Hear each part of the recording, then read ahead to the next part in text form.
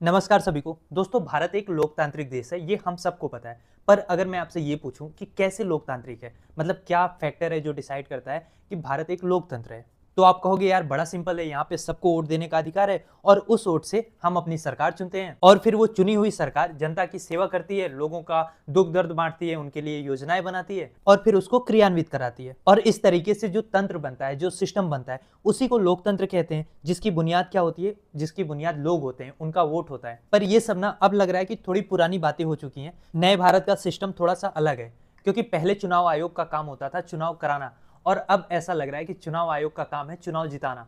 दरअसल राहुल गांधी ने हाल ही में ये दावा किया है कि चुनाव आयोग वोट की चोरी में शामिल है और उनके पास इसका 100% ठोस सबूत है। उन्होंने इन सबूतों को एटम बम कह के संबोधित किया है। उनका कहना यह है कि जब ये बम फूटेगा तो चुनाव आयोग कहीं नजर नहीं आएगा। अब ये कोई ऐसा आरोप नहीं है जिसको बस आप एक कान से सुनो और निकाल दो, क्योंकि ये बात खुद नेता प्रतिपक्ष कह रहे हैं, देश की सबसे पुरानी पार्टी के सबसे बड़े नेता कह रहे हैं। और अगर आपने राहुल की अब तक की बातों को, उनकी जो पॉलिटिक्स है उसको अगर आपने कभी भी थोड़ा सा ध्यान दिया होगा, तो राहुल गांधी बहुत ज्यादा लफाजी नहीं करते हैं। ऐसा नहीं कि कुछ भी बोल देंगे, वो जो भी बोलते हैं फैक्ट के साथ बोलते हैं। और अब जो उन्होंने चुनाव आयोग के बारे में बोला है, ये भी बस ऐसे कोई आरोप नहीं है, इसके पीछे उनकी महीनों की ग्राउंड इन्वेस्टिगेशन है, उनके टीम की डेटा एनालिसिस और टेक्नोलॉजिकल फॉरेंसिक है। और यही कारण है कि आप देखो, राहुल गांधी जैसा बड़ा नेता चुनाव आयोग जैसी एक संवैधानिक संस्था को खुले तौर पे ये चेतावनी दे रहा है कि right from the top to bottom, आप में जितने भी लोग हैं, आप ये मत सोचना कि आप लोग बच जाओगे, चाहे आप रिटायर रहो चाहे सर्विस में रहो, क्योंकि आप हिंदुस्तान के खिलाफ काम कर रहे हो। उनका दावा है कि उनके पास प्रूफ है कि चुनाव आयोग वोटों की चोरी कर रहा है, वो भी बीजेपी के लिए। अब अगर यहाँ पे आप में से कुछ लोगों को ये डाउट आ रहा है कि यार राहुल गांधी ऐसा कैसे कह सकते हैं, चुनाव आयोग जैसी बड़ी संवैधानिक संस्था को राहुल गांधी खुले तौर पे चुनौती दे रहे हैं, तो यार देखो, उसके पीछे एक वैलिड रीजन है। और अब तो राहुल गांधी कह रहे हैं कि उनके हाथ में प्रॉपर सबूत है, लेकिन उस सबूत को भी छोड़ के भी अगर आप देखो ना, तो बहुत सारी ऐसी घटनाएं ये गवर्नमेंट कर रही है, चुनाव आयोग कर रहा है, जिससे शक की सुइयां तो उनके ऊपर जाती है। अगर आपने कुछ गलत नहीं किया है, आप चुनाव आयोग की जगह खुद को रख के देखो। अगर आपने कुछ गलत नहीं किया है और कोई पार्टी आप पे आरोप लगा रही है, तो आप तो यही कहोगे ना कि भाई आओ तुम आरोप को सिद्ध करो, है ना। अब महाराष्ट्र के चुनाव के बाद से कांग्रेस पार्टी, राहुल गांधी कई बार चुनाव आयोग से ये कह चुके हैं कि भाई जो डेटा है ना वोटर लिस्ट का, उसको हमें आप डिजिटल फॉर्म में दे दो। चुनाव आयोग नहीं दे रहा है। अब आप क्यों नहीं दे रहे हो? अगर आपके पास कुछ छिपाने को नहीं है, ये लोकतंत्र है, आप वोटर लिस्ट को क्यों छिपा रहे हो? आपको तो बल्कि ऐसी चुनौतियों का स्वागत करना चाहिए, क्योंकि इससे आप में भी सुधार होगा, लेकिन उसके लिए आपको सच के साथ खड़ा होना होगा। आप खुद कोई चोरी में शामिल ना रहो, तब जाके आप ये कर पाओगे। अगर चुनाव आयोग के पास कुछ भी नहीं है छिपाने को, तो डिजिटल फॉर्म में या जिस भी फॉर्मेट में राहुल गांधी आपसे डेटा मांग रहे हैं, आप डेटा दे दो। फिर आप उनसे चैलेंज भी करो कि यार आप साबित करो कि कहाँ पे गलती हम कर रहे हैं, कैसे आप आरोप लगा रहे हो, लेकिन आप सबूत तक उन्हें दे नहीं रहे हो। और ये जो चल रहा है ना, जो आपको चुनाव आयोग में ये अकड़ दिख रही है कि ये लोग विपक्षी पार्टी से बात नहीं कर रहे हैं, ना कोई प्रेस कॉन्फ्रेंस कर रहे हैं, आप देखो सरकार में और चुनाव आयोग में दो चीजें आपको सिमिलर नजर आएंगी। क्या आपने नोटिस किया? दोनों जो है वो जनता को फॉर ग्रांटेड ले रहे हैं। बिहार में इतना बड़ा एसआईआर चल रहा है, प्रदेश की जितनी भी बड़ी विपक्षी पार्टियां हैं सब इसका विरोध कर रहा है, लेकिन जो मुख्य चुनाव आयुक्त हैं उन्होंने अब तक एक प्रेस कॉन्फ्रेंस नहीं की है, जैसा कि सरकार भी करती है कि कुछ भी हो जाए, कितना बड़ा आतंकी हमला हो जाए, प्लेन क्रैश हो जाए, ट्रेन क्रैश हो जाए, भगदड़ हो जाए, अमेरिका सैंक्शंस लगा ले, ये लोग कभी प्रेस कॉन्फ्रेंस नहीं करते हैं। क्या इनकी जनता के प्रति जवाबदेही नहीं है? और जवाबदेही दरअसल क्यों खत्म हुई है, आप उसको क्रोनोलॉजी से समझो। 2023 में chief election commission and other election commission act आया था। ये वही एक्ट है जिसके थ्रू सीजीआई को, मुख्य चुनाव आयुक्त की जो नियुक्ति होती है, उस कमेटी से निकाल दिया गया और एक कैबिनेट मंत्री को डाल दिया गया। यानी मुख्य चुनाव आयुक्त के चयन में जिस कमेटी में पहले सीजीआई होते थे, प्रधानमंत्री होते थे और नेता विपक्ष होते थे, उसमें सीजीआई को हटा के 2023 में अमेंडमेंट करके सीजीआई को हटा के एक कैबिनेट मंत्री डाल दिया गया। यानी अब दो लोग सरकार के होंगे और एक नेता विपक्ष होगा। इसका मतलब यह है कि मुख्य चुनाव आयुक्त वही होगा जो सरकार चाहेगी। अब क्या इससे शक की सुई जो है वो सरकार की ओर घूमेगी? नहीं। सीजीआई को हटाने के पीछे आपकी क्या मंशा थी? कहीं पे प्रेस कॉन्फ्रेंस करके, लेख के द्वारा कहीं भी आके आपने बताया होता कि भाई हमने इस पर्पज के लिए इसको किया। क्या पर्पज था उसका? आज तक इस पे सरकार चुप है।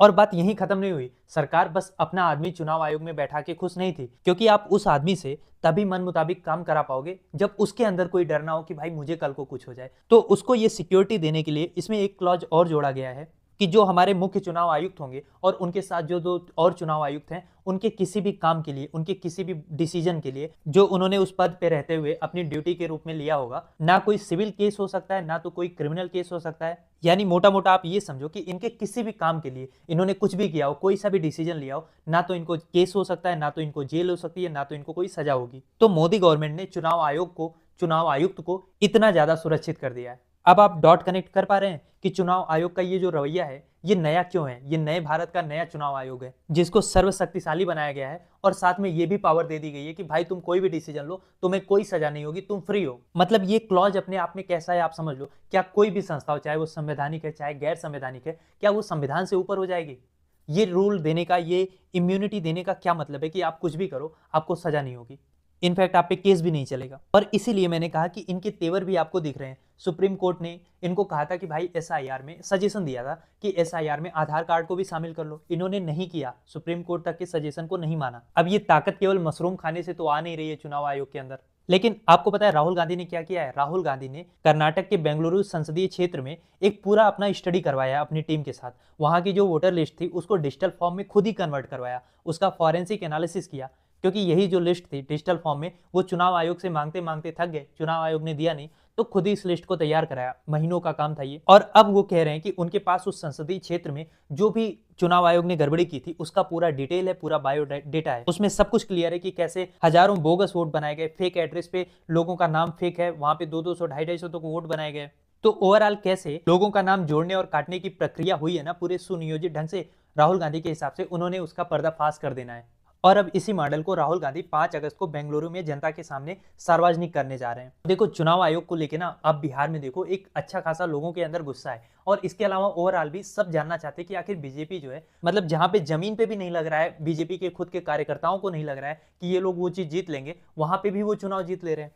तो ओवरऑल लोगों में गुस्सा तो है, और अगर राहुल गांधी इस गुस्से को जोड़ने में कामयाब हुए तो ये एक जन आंदोलन का रूप ले सकता है, क्योंकि अब पूरा देश देख रहा है कि बिहार में कैसे खेल किया जा रहा है। स्पेशल रिवीजन के नाम पे लाखों लोगों के नाम काटे जाएंगे, बीएलओ खुद ही साइन करके, आपने देखा होगा अजीत अंजुम जैसे और बहुत सारे जो इंडिपेंडेंट यूट्यूबर्स हैं या फिर पत्रकार हैं वो दिखा रहे हैं कि कैसे बीएलओ खुद फॉर्म भर के जैसे तैसे जमा कर रहे हैं। और अगर आप मान के चलो कि 100 फॉर्म जमा हो रहे हैं ना, तो 30-40 फॉर्म उसमें ऐसे हैं जिसमें कोई डॉक्यूमेंट नहीं है, तो फिर उनका चुनाव आयोग क्या करेगा? क्योंकि स्पेशल रिवीजन जो आप ये कर रहे हो इसमें मांग तो आप डॉक्यूमेंट रहे हो। अब 7 करोड़ में से 2-3 करोड़ लोग तो ऐसे हैं जो कोई डॉक्यूमेंट दे ही नहीं रहे, ऐसे ही फॉर्म सबमिट हो रहा है, तो उनको आप किस बेसिस से उनका नाम रखोगे या नाम हटा दोगे? पॉइंट ये है कि बहुत बड़ा मिस होने जा रहा है बिहार में। और बिहार से अगर ये आग उठेगी और राहुल गांधी जो कह रहे हैं कि जो वो एटम बम फोड़ेंगे, जो बेंगलुरु में उन्होंने डेटा पकड़ा हुआ है, अगर जनता के बीच में वो कन्विंस करने में कामयाब होते हैं तो आप समझ लो कि जैसे संविधान बचाओ वाला नारा लगा था बीजेपी बहुमत से दूर रहेगी, वैसे यहाँ पे उससे भी बड़ा जन आक्रोश आपको देखने को मिल सकता है।